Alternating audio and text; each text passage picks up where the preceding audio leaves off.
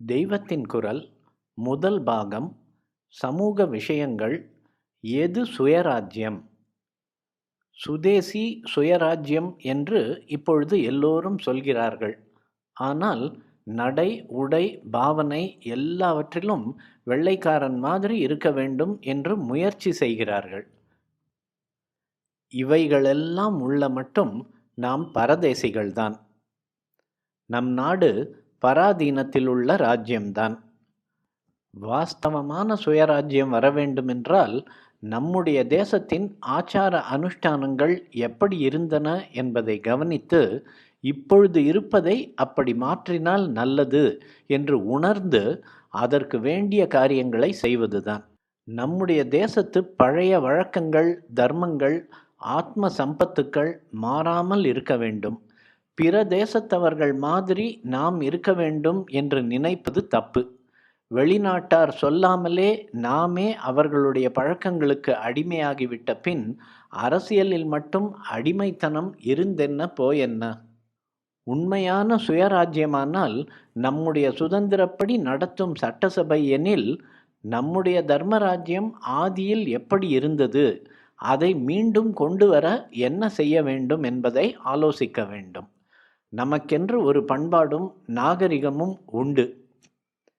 இருக்கட்டுமே, அதையே ஏன் கட்டிக்கொண்டு அழ வேண்டும் என்றால் நமது என்கிற வெறும் பாசத்துக்காக இப்படி சொல்லவில்லை. எத்தனையோ புராதன நாகரிகங்கள் கால பிரவாகத்தில் அடித்து கொண்டு போன போதிலும் நம் பண்பாடும் நாகரிகமும் பாறாங்கல் போல எத்தனையோ ஆயிரம் ஆண்டுகளாக நிலைத்திருப்பதாலேயே இதற்கு ஒரு விசேஷம் இருக்கத்தான் செய்கிறது என்று உணர்ந்து அதையே நாமும் அனுசரித்து வாழ வேண்டும்.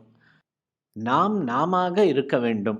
எவ்வளவு பலம் நமக்கு உண்டோ அவ்வளவையும் நம்மை நிஜமான நம்மவர்கள் ஆக்குவதில் உபயோகப்படுத்த வேண்டும். வெள்ளைக்கார வேஷத்திலே உள்ள நம்மவர்கள் சட்டம் செய்கிறார்கள், அதற்கு அடிமையாக நாம் இருக்கிறோம் என்றால் அதில் சுதந்திரத்தின் சாரமே இல்லை. நம்முடைய சம்பிரதாயங்களை அனுசரிக்காதவர்களுக்கு ஓட்டு கொடுத்து வரும் ராஜ்யம் அடிமை ராஜ்யம்தான்.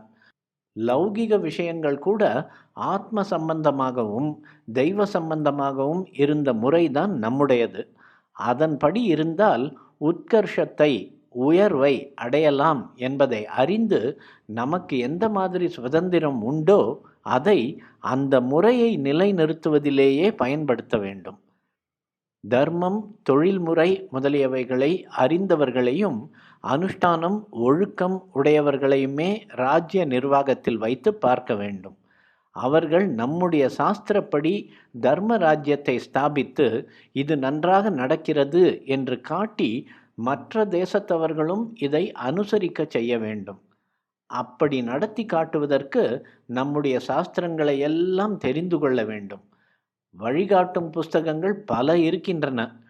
இவை இருப்பதால் தான் நானும் இதையெல்லாம் சொல்லவாவது முடிகிறது. இல்லாவிட்டால் எல்லாம் மறந்து போயிருக்கும்.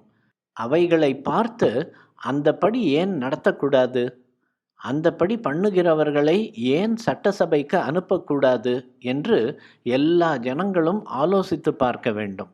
நமக்கு கொடுக்கப்படும் சுதந்திரத்தை இவ்விதம் பிரயோஜனப்படுத்தி லோகத்தில் தர்மத்தை நடத்தி காட்டி மற்ற தேசத்தவர்களுக்கும் வழிகாட்டி பரமேஸ்வரனுடைய அனுகிரகத்தை பெற வேண்டும்.